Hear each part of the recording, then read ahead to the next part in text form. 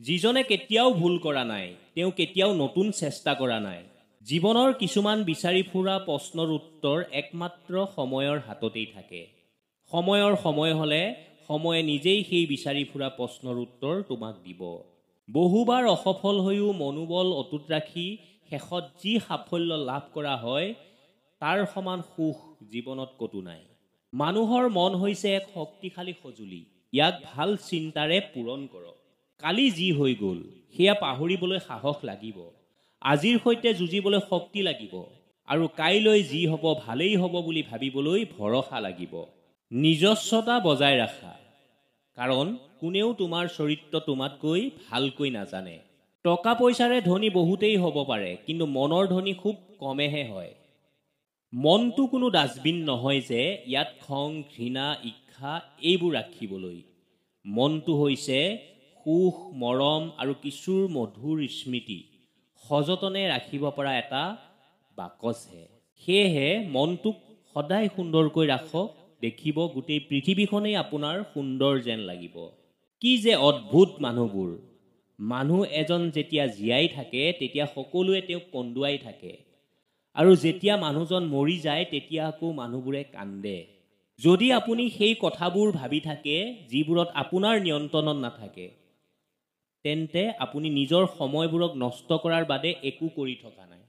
সুখ চন্দনৰ দৰে, কাৰোবাৰ কপালত লগালে নিজৰ আঙুলিটো সুগন্ধি বিয়পে। মোৰ ঘৰৰ দৰজা চাপৰ হৈয়ে থাকক, কিন্তু মোক যিয়ে নিজৰ বুলি ভাবিব তেওঁ হালি হ'লেও ঘৰ সোমাব। সকলো মানুহে নিজ নিজ সমস্যাৰ দ্বাৰা জৰ্জৰিত। কিজানি তুমি নিজেও তোমাৰ সমস্যাৰ সৈতে যুঁজি আছা। সেইকাৰণে সকলোৰে প্ৰতি পাৰ্যমানে সদয় হ'বা আৰু শান্তিত থাকিবা। বাদাম খালে জ্ঞান নাহে। জীৱনত মানুহৰ পৰা গতা খাব লাগিব, তেতিয়াহে জ্ঞান আহে। উৰিব পৰাটো বেয়া কথা নহয়, আপুনিও উৰক, কিন্তু সিমানখিনিহে উৰিব যিমানখিনিৰ পৰা মাটিখিনি সুন্দৰকৈ দেখা পোৱা যায়। যদি আপুনি সঁচা, যদি আপুনি সত্য, তেনেহ'লে কাৰো আগত প্ৰমাণ দিবলৈ নিবিচাৰিব। সঁচা হৈ থাকক, সত্য হৈ থাকক। সময়ত প্ৰমাণ নিজে নিজেই ওলাব। প্ৰতিযোগিতাত হৰা মানুহে জিকিব পাৰে, কিন্তু মনৰ পৰা হৰা মানুহে কেতিয়াও জিকিব নোৱাৰে। ৰৈ থকা সকলে সেইখিনিহে পায়, কষ্ট কৰা সকলে যিখিনি এৰি থৈ যায়। কষ্টৰ সময়ত বুদ্ধিয়ক লোকে ৰাস্তা বিচাৰে আৰু এলেহুৱা লোকে বাহানা বিচাৰে। কিছুমান মানুহৰ ওচৰত বাহানা থাকে জীৱনটোত একো নকৰা, আৰু কিছুমানৰ ওচৰত থাকে জীৱনটোত কিবা এটা কৰি সাফল্য পোৱা। বেয়া সময়ত আৰু কষ্টৰ সময়ত কিছুমান মানুহ ভাঙি পৰে আৰু কিছুমান মানুহে অভিলেখ গঢ়ি যায়। আপোনাৰ জীৱন সংগ্ৰামত, আপোনাৰ জীৱন যুদ্ধত আপুনি অকলে থাকিব, কিন্তু আপোনাৰ সফলতাত গোটেই সমাজখনেই আপোনাৰ লগত থাকিব। যিকেইজন মানুহক এটা সময়ত বহুতেই পাগল বুলি হাঁহিছিল, সেইকেইজন মানুহেই আজি ইতিহাস লিখি আছে, আৰু তেওঁলোকে আজিলৈকে নিজৰ জীৱনটোক গঢ়ি দিব নোৱাৰিলে। সেয়ে আনৰ বেয়া চিন্তা কৰি সময় নষ্ট কৰাতকৈ নিজৰ কেৰিয়াৰ গঢ়াত মন দিয়ক।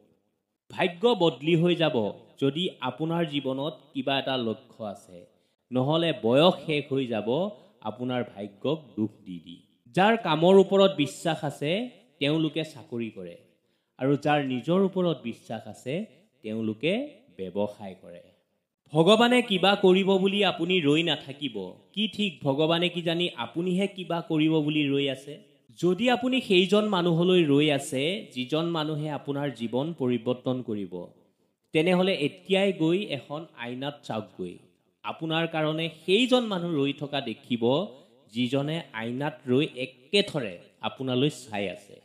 বিশ্বাস নিজৰ ওপৰত ৰাখিব, শক্তি বাঢ়িব। যদি বেলেগৰ ওপৰত বিশ্বাস ৰাখে দুৰ্বল হ'ব। বেয়া সেইসকল ব্যক্তি নহয় যিসকলে কয় আপুনি একো কৰিব নোৱাৰিব বুলি। বেয়া আপোনাৰ মনটোহে, কাৰণ তেওঁলোকৰ কথাবোৰ সঁচা বুলি মানি লৈছে। যেতিয়া আপোনাৰ ওচৰত পইচা থাকিব তেতিয়া আপোনাৰ ওচৰত সকলো থাকিব, যেতিয়া পইচা নাথাকিব তেতিয়া কোনো নাথাকে। বাদ দিয়ক সেইসকলক যিসকলে আজি আপোনাক হাঁহিছে।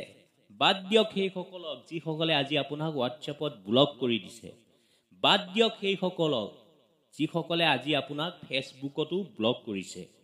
সিহঁতক আজিয়েই প্ৰতিজ্ঞা কৰি উত্তৰ দিয়ক যে কিমান হাঁহিবি মোক, হাঁহি ল, হোৱাটছএপত ব্লক কৰিবি, কৰি দে। ফেচবুকত ব্লক কৰিবি, কৰি দে। কিন্তু এদিন তহঁতে মোক গুগলত চাৰ্চ কৰিব লাগিব। সেই জীৱনটোত এনেকুৱা এটা কৰি দেখাওক যিটো আপোনাৰ বাবে যোগ্য আৰু যাতে এদিন সিহঁতে আপোনাক গুগলত চাৰ্চ কৰিবলৈ বাধ্য হয়। মনত ৰাখিব, যিয়ে কাঁচৰ গিলাচ ভাঙে তাৰ হাত নাকাটে, যিয়ে সেইবোৰ পেলাবলৈ যায় তাৰহে হাত কাটে।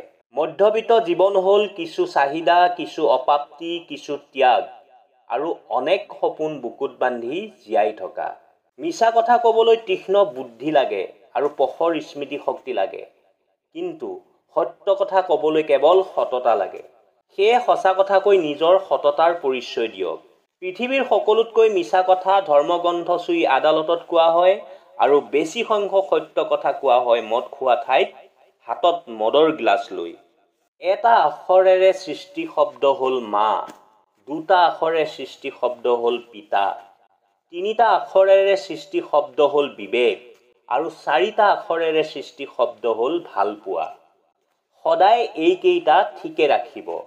জীৱনত স্বাৰ্থ যেতিয়াই শেষ, বদনাম তেতিয়াৰ পৰাই আৰম্ভ। এইটোৱেই সংসাৰৰ নিয়ম। আপুনি যেতিয়ালৈকে কাৰোবাক দি থাকিব পাৰিব তেতিয়ালৈকে আপুনি ভাল। দিয়াও শেষ, ভালপোৱাও শেষ। প্ৰমাণ কৰি চাব পাৰে। মা দেউতাৰ পৰা আমাৰ এই শৰীৰটোৰ সৃষ্টি, সেই সকলো কষ্ট সহ্য কৰি হ'লেও মা দেউতাৰ যত্ন লওক। এই পৃথিৱীত সকলো ধৰণৰ অপৰাধৰ বিচাৰ হয়, কেৱল মন ভঙা অপৰাধৰ বিচাৰ নহয়। কাৰণ ইমান ডাঙৰ বিচাৰ কৰাৰ ক্ষমতা মানুহৰ নাই। জীৱনত পত্নীক কেতিয়াও অৱহেলা নকৰিব, কিয়নো মনত ৰাখিব, তোমাৰ মুখত হাঁহি বিৰিঙাবৰ বাবে নিজৰ মাক দেউতাক আৰু জন্ম ঘৰখন ত্যাগ কৰি তোমাৰ ওচৰত আহিছে। যিয়ে আপোনাক আঘাত কৰে তাক পাহৰি যাওক, কিন্তু সেই আঘাতৰ পৰা কি শিক্ষা পালে সেইটো কেতিয়াও নাপাহৰিব। যদি আপুনি কাৰোবাৰ লগত আজীৱন বন্ধুত্ব কৰিব খুজিছে, তেনেহ'লে নিজৰ মনৰ মাজত এটা গাঁত খান্দি লওক, যাতে তাত তাৰ দুখবিলাক পুতি থ'ব পাৰে। ভালপোৱা সৃষ্টি হয় ভাল লগাৰ পৰা, সপোন সৃষ্টি হয় কল্পনাৰ পৰা, অনুভৱ সৃষ্টি হয় অনুভূতিৰ পৰা আৰু বন্ধুত্ব সৃষ্টি হয় মনৰ গভীৰতাৰ পৰা। জীৱনত যদি বহুত আঘাত পালে, তাৰ সকলোতকৈ ডাঙৰ প্ৰতিশোধ হ'ল যিয়ে আঘাত দিছে তাৰ ওচৰত কোনো দিন নহাটো। দলং আৰু দেৱাল একে উপাদানেৰে তৈয়াৰী, কিন্তু দলঙে মানুহক সংযুক্ত কৰে আৰু দেৱালে মানুহক ভাগ ভাগ কৰে। এটা কথা কি জানে, অসৎ সংগত থকাতকৈ অকলে থকাই ভাল। সময় আৰু সম্পৰ্ক আমাৰ জীৱনৰ সকলোতকৈ মূল্যৱান বস্তু। সেয়ে সময় তাক দিয়ক যিয়ে সময়ৰ মূল্য বুজে, আৰু সম্পৰ্ক তাৰ লগত কৰক যিয়ে আপোনাৰ গুৰুত্ব বুজে। আমাৰ জীৱনৰ তিনিটা অৱস্থা। 1. ছাত্ৰ জীৱন, সময় আছে, বন্ধু আছে, কিন্তু টকা নাই। 2. কৰ্ম জীৱন, বন্ধু আছে, টকা আছে, কিন্তু সময় নাই। 3. বৃদ্ধ জীৱন, সময় আছে, টকা আছে, কিন্তু বন্ধু নাই।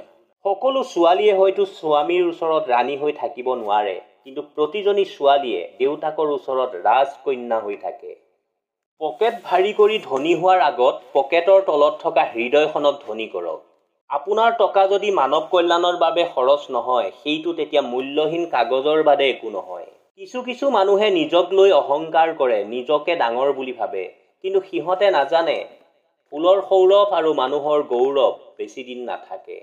কথাতে কোৱা হয় যে সংসাৰ সুখৰ হয় ৰমণীয় গুণে, আৰু অনেকেই কয় সংসাৰ সুখৰ হয় মোটা উপাৰ্জনে। কিন্তু মই কৈছোঁ সংসাৰ সুখৰ হয় এজনৰ আনজনৰ ওপৰত শ্ৰদ্ধা, বিশ্বাস আৰু ভাল পোৱাৰ বাবে। সন্তানক লালন পালন কৰা কোনো সাধনাতকৈও কিন্তু কম নহয়, আৰু মা দেউতাক সেৱা কৰা ভগৱানক সেৱা কৰাতকৈও কম নহয়। নিমখ নিদিলে যেনেকৈ তৰকাৰী সোৱাদ পোৱা নাযায়, তেনেকৈ জীৱনত দুখ নাথাকিলে সুখ মানে কি বুজা নাযায়। যিজনে নিজে পানীৰে গা তিয়াই সেইজনে কাপোৰ বদলায়, আৰু যিজনে নিজকে ঘামেৰে তিয়াই তেওঁ ভাগ্য বদলায়, আৰু যিয়ে নিজকে তেজেৰে ৰাঙলী কৰে তেওঁৱে ইতিহাস বদলায়। দেউতাৰ হোটেলৰ দাম বুজিবলৈ চেষ্টা কৰিবা। যিসকল সন্তানে দেউতাৰ শাসনত কষ্ট পোৱা সেইসকলক কৈছোঁ,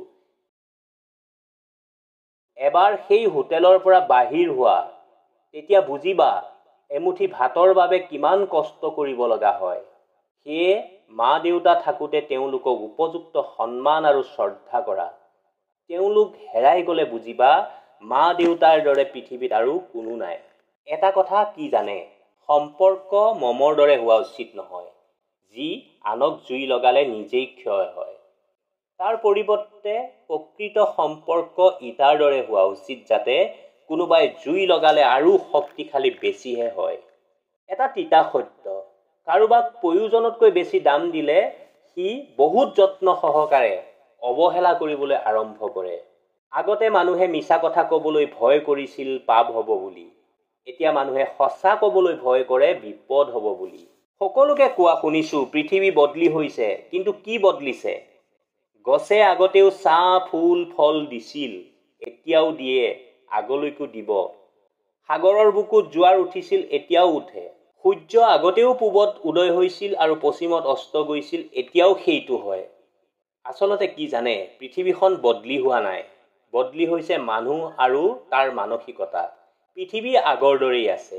শক্তিশালী সেইজন ব্যক্তি নহয় যিজনে কুস্তিত খুব যুঁজিব পাৰে। শক্তিশালী সেইজন মানুহ যি নেকি নিজৰ খং নিয়ন্ত্ৰণত ৰাখিব পাৰে। বিশ্বাস ভাঙিবলৈ নহয়, গঢ়িবলৈ শিকা। কথা দিবলৈ নহয়, ৰাখিবলৈ শিকা। কাৰো জীৱনত আন্ধাৰ নহয়, পোহৰ দিবলৈ শিকা। কাৰো লগত মিছাৰে নহয়, সঁচাৰে জীৱন গঢ়িবলৈ শিকা। পক্ষীয়ে কেতিয়াও ডাল ভাঙিব বুলি ভয় নকৰে, কাৰণ পক্ষীৰ বিশ্বাস ডালৰ ওপৰত নহয়, ডেউকাৰ ওপৰত। সেয়ে জীৱনত চলিবলৈ হ'লে সদায় নিজৰ ওপৰত বিশ্বাস কৰক, আনৰ ওপৰত নহয়। পৃথিৱীৰ সকলোতকৈ ডাঙৰ তৃষ্ণা হ'ল টকা, যিয়ে বহুত সম্পৰ্ক বিচ্ছিন্ন কৰি দিয়ে। ভাল মানুহৰ আদৰ নাই, সৎ মানুহৰ মূল্য নাই, সৰল মানুহৰ ৰেহাই নাই, বিবেকবান মানুহৰ শান্তি নাই। ভিক্ষা দিব নোৱাৰিলে বেয়া ব্যৱহাৰ নকৰিব, সাহায্য কৰিব নোৱাৰিলে নিৰাশ নকৰিব, উপকাৰ কৰিব নোৱাৰিলে ক্ষতি নকৰিব, ভাল পাব নোৱাৰিলেও ঘিণ নকৰিব। অস্ত যোৱা সূৰ্যটোক পাবলৈ 12 ঘণ্টা সময় লাগে, কিন্তু হেৰাই যোৱা বিশ্বাস গোটেই জীৱন অপেক্ষা কৰিলেও ফিৰাই পোৱা নাযায়।